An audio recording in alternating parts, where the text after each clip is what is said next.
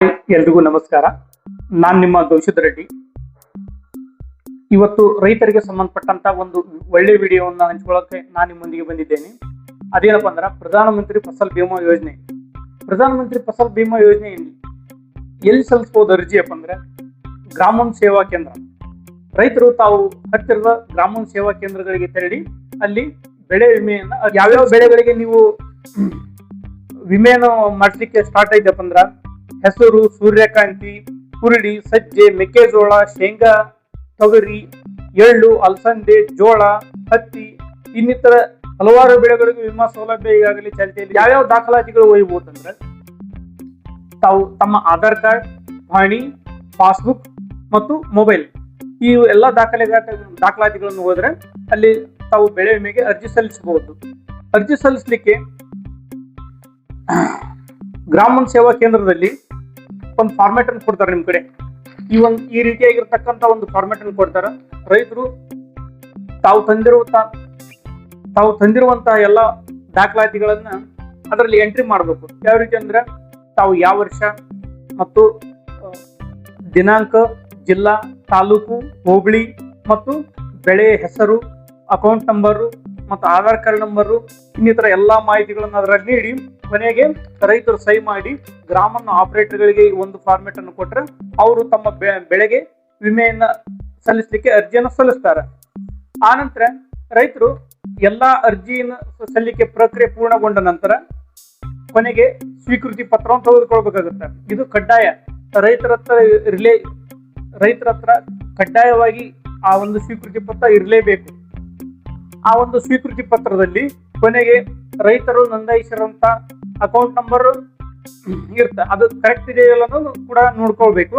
ಆ ನಂತರ ಏನ್ ಮಾಡ್ಬೇಕು ಅಂದ್ರೆ ಆ ಒಂದು ಅರ್ಜಿ ಸಲ್ಲಿಕೆ ಪ್ರಕ್ರಿಯೆ ಸಂಪೂರ್ಣವಾದ ನಂತರ ರೈತರು ಸ್ವಲ್ಪ ದಿನಗಳ ನಂತರ ತಹಶೀಲ್ದಾರ್ ಕಡೆಯಿಂದ ಒಬ್ಬ ಸರ್ವೆದಾರ ಬರ್ತಾರೆ, ಅಂದ್ರೆ GPS ಮಾಡ್ಲಿಕ್ಕೆ.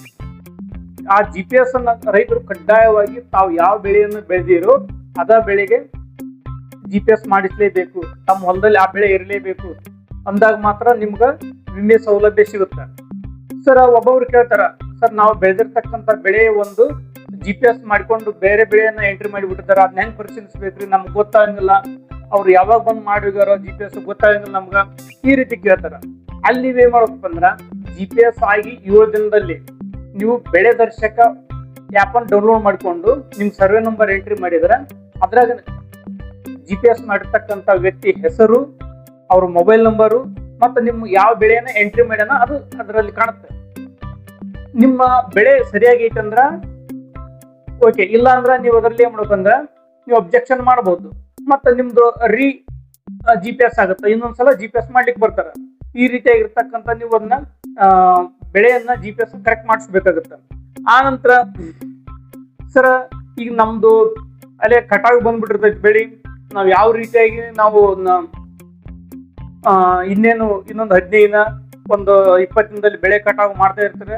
ಯಾವುದೋ ಒಂದು ಪ್ರಾಕೃತಿಕವಾಗಿರ್ತಕ್ಕಂತಹ ಅವಘಡ ನಡೆದೋಗ್ಬಿಡ್ತಾ. ಅದು ಯಾವ್ದಪ್ಪ ಅಂದ್ರ ಅತಿಯಾದ ಮಳೆ ಆಗಿರ್ಬೋದು, ಇಲ್ಲ ಬೆಂಕಿ ತಗಲಿ ಬೆಳೆ ಸಂಪೂರ್ಣ ಸುಟ್ಟು ಭಸ್ಮ ಆಗಿರ್ಬೋದು.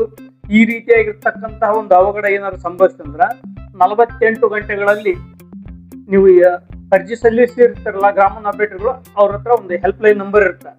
ಆ ಒಂದು ಹೆಲ್ಪ್ ಲೈನ್ ನಂಬರಿಗೆ ನೀವು ಫೋನ್ ಮಾಡಿದ್ರಿ ಅಂದ್ರ 48 ಗಂಟೆಗಳಲ್ಲಿ ಫಸಲ್ ಬಿಮಾ ಯೋಜನೆ ಅಧಿಕಾರಿಗಳು ಬಂದಲ್ಲಿ ನಿಮ್ಮ ಹೊಲದವನ್ನ ಪರಿಶೀಲಿಸ್ತಾರ. ಅದು ಸಂಬಂಧಪಟ್ಟಂತಹ ನೀವು ಎಲ್ಲ ದಾಖಲಾತಿಗಳು ಕಡ್ಡಾಯವಾಗಿ ಇರಲೇಬೇಕು. ನೀವು ಬೆಳೆ ವಿಮೆ ಸಲ್ಲಿಸಿರ್ತಕ್ಕಂಥ ಸ್ವೀಕೃತಿ ಪತ್ರ ಅವಾಗ ಸಂಪೂರ್ಣವಾಗಿ ಈ ರೀತಿಯಾಗಿ ರೈತರು ಪ್ರಧಾನಮಂತ್ರಿ ಫಸಲ್ ಬಿಮಾ ಯೋಜನೆಯ ಅರ್ಜಿ ಸಲ್ಲಿಕೆ ಪ್ರಕ್ರಿಯೆಯನ್ನು ಪೂರ್ಣಗೊಳಿಸಬಹುದು. ಈ ವಿಡಿಯೋ ನಿಮ್ಗೆ ಇಷ್ಟವಾಯ್ತು ಅಂತ ಅನ್ಕೋತೀನಿ. ಇದೇ ರೀತಿಯಾಗಿ ಹೊಸ ವಿಡಿಯೋಗಳಿಗಾಗಿ ಲೈಕ್ ಮಾಡಿ, ಶೇರ್ ಮಾಡಿ. Thank you.